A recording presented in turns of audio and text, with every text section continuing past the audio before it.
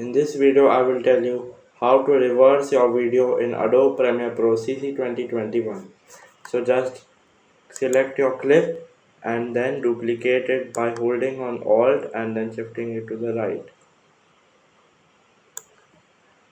So now let me play the original one. So you can see a car is moving. So if we will reverse it, the car will move backwards. So let me select the duplicate clip and then you have to right click on it, go to speed duration and then click on reverse speed, then click on OK. So here you can see that the car over here is moving forward and over here you can see that the car is moving backwards. See, so now you can also try this and make some fun videos. So thanks for watching.